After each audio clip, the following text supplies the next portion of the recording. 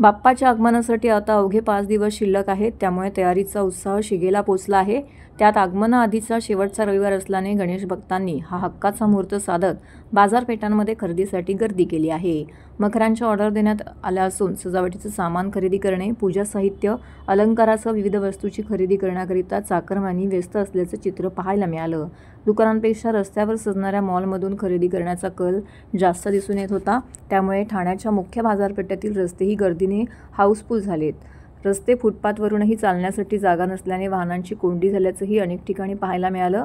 7 सप्टेंबरपासून गणेशोत्सवाला सुरुवात होत आहे। दरवर्षीप्रमाणे यंदाही गणेशोत्सव त्याच भक्तिभावामध्ये आणि धूमधडाक्यामध्ये साजरा करण्यासाठी गणेश भक्त सज्ज झाले आहेत।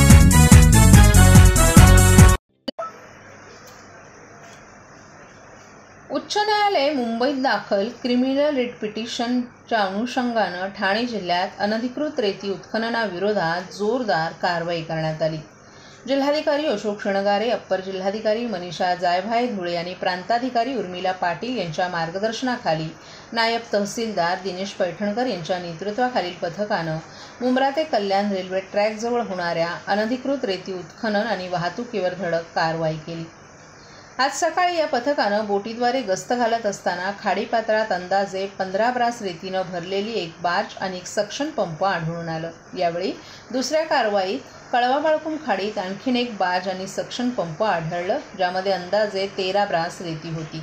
हे बार्ज आणि सक्शन पंप खाडीपात्रातून बाहेर काढणं अशक्य असल्यानं प्रशासनानं त्यांना जाळून खाडीतच बुडवून नष्ट केलं। जिल्हा प्रशासनानं दिलेल्या माहितीनुसार यापुढील कायदेशीर कारवाई सुरू असून अनधिकृत रेती उत्खननावर कठोर कारवाई केली जाईल अशी स्पष्टता देण्यात आली आहे। या कारवाईमुळे अनधिकृत रेती उत्खनन करणाऱ्यांमध्ये भीतीचं वातावरण निर्माण झाले।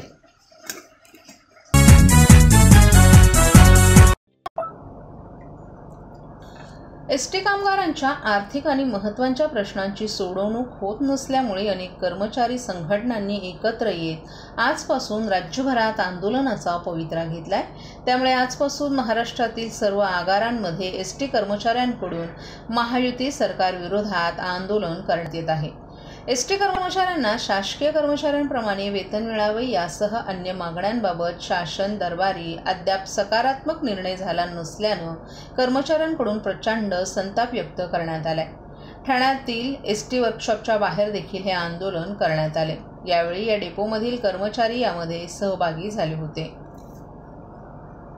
2 दिवसावर आणि एसटी महामंडळाचं आंदोलन काय मागण्या आहेत तुमच्या आणि काय तुम्ही सरकारकडे सांगा?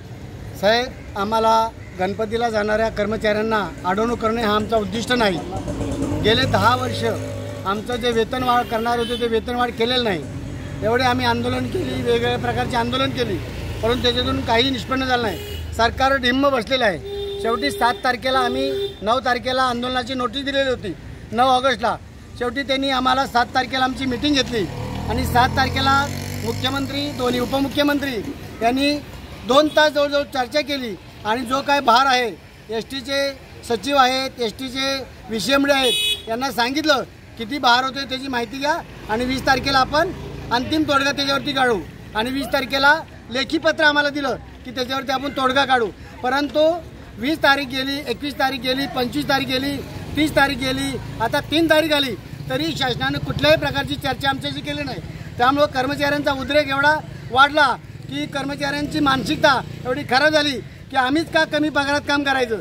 आमच्याबरोबर जे कर्मचारी आहेत ते आमच्या दुप्पट पगार घेतात। आत्ताच्या या सरकारनं तर प्रत्येकाला निधी वाटपाचं काम केलेलं आहे। मग एस टी कर्मचाऱ्यांनीच काय घोडं मारले। या आंदोलनामध्ये तुम्ही कोण कोण सहभाग झालेले आहेत, त्यांचे चालक मला कोण आहेत त्याच्यावर? या आंदोलनामध्ये चालक, वाहक, यांत्रिक कर्मचारी आणि लेखनिक जे आहे ते सर्व सहभागी झालेले आहेत।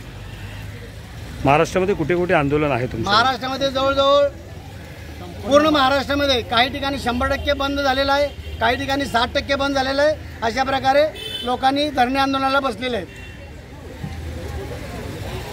महाराष्ट्र संयुक्त कृती समितीचा विजय असो, महाराष्ट्र संयुक्त कृती समितीचा विजय असो। कोण म्हणतो देणार नाही, कोण आमच्या मागण्या मान्य करा, आमच्या मागण्या मान्य करा, एसटी कर्मचाऱ्यांना राज्य सरकारी कर्मचाऱ्याप्रमाणे वेतन, एसटी कर्मचाऱ्यांना राज्य सरकारी कर्मचाऱ्याप्रमाणे वेतन।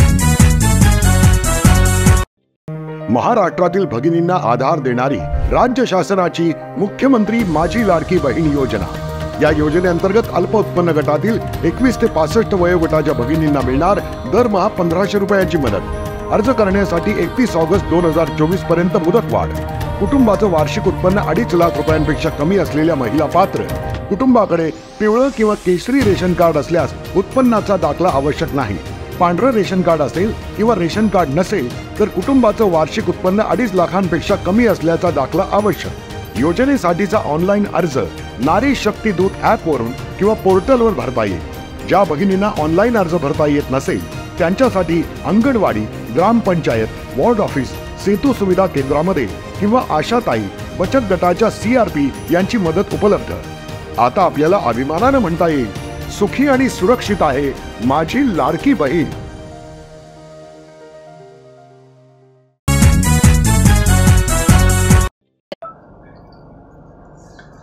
छत्रपती शिवाजी महाराजांनी सुरत लुटली नव्हती तर केवळ छावणी लुटली होती या उपमुख्यमंत्री देवेंद्र फडणवीस यांच्या विधानावर राष्ट्रवादी शरद पवार गटाचे आमदार जितेंद्र आव्हाड यांनी जोरदार टीका केली आहे।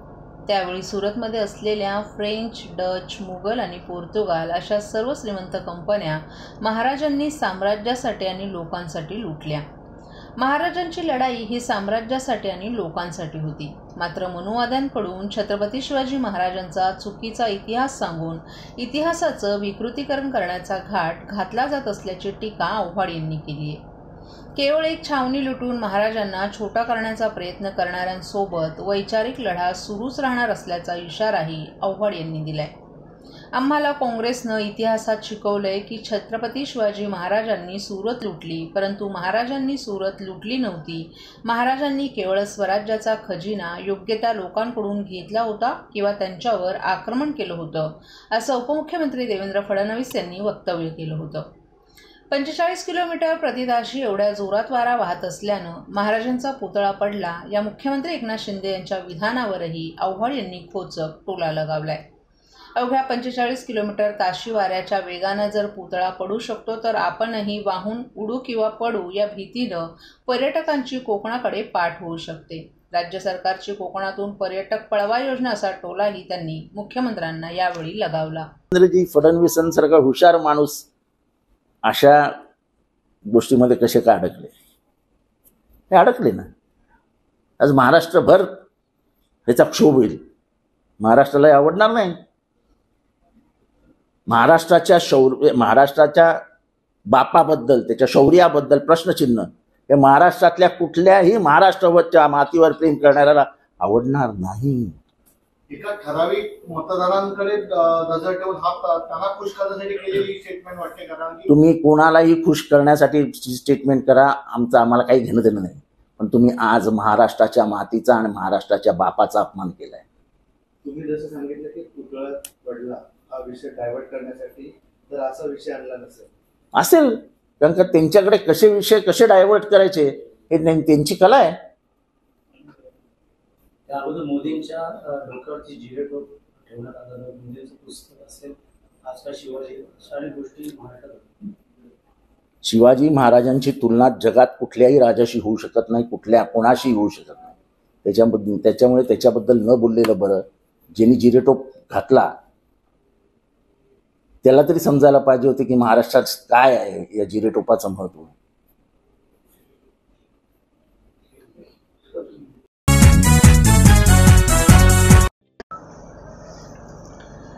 नवी मुंबईहून पंजाबकडे जाणाऱ्या एका ट्रकचा भीषण अपघात झाल्याची घटना घडली आहे। ठाण्याच्या घोडबंदर रोडवर हा अपघात झालाय।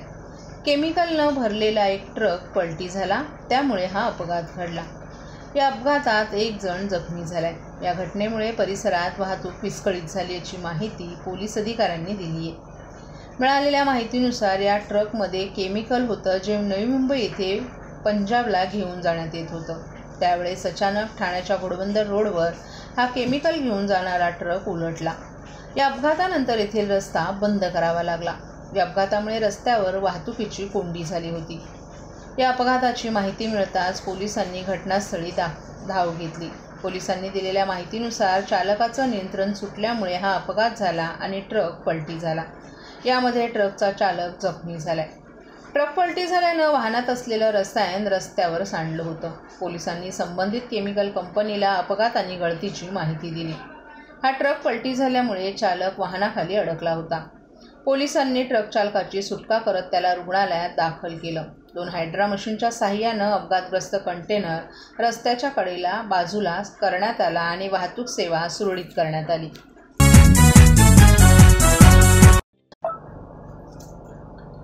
गणेशोत्सवानिमित्त मुंबई स्थित कोकणवासियांची कोकणात जाण्याची लगबग सुरू झाली आहे. ज्या प्रवाशांना रेल्वेचं आरक्षण तिकीट मिळत नाही ते प्रवासी एसटीची वाट पकडतात.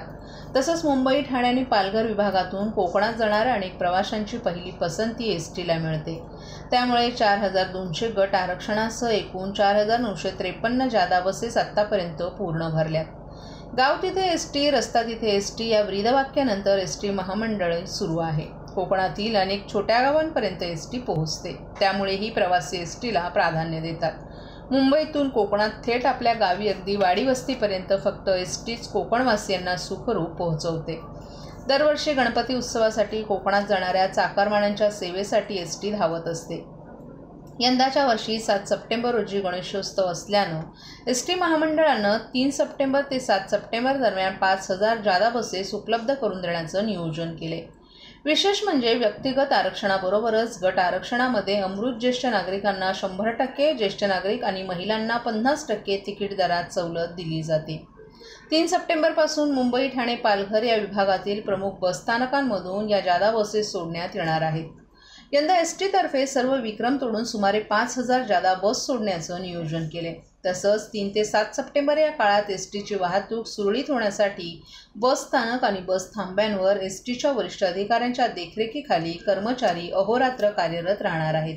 त्याचबरोबर कोकणातील महामार्गांवर ठिकठिकाणी वाहन दुरुस्ती पथकही तैनात करण्यात येणार आहेत. प्रवाशांना नैसर्गिक विधीसाठी तात्पुरत्या स्वरूपाची प्रसाधनगृह उभारण्यात येणार असल्याचं एसटी महामंडळाच्या वरिष्ठ अधिकाऱ्यांनी सांगितलं.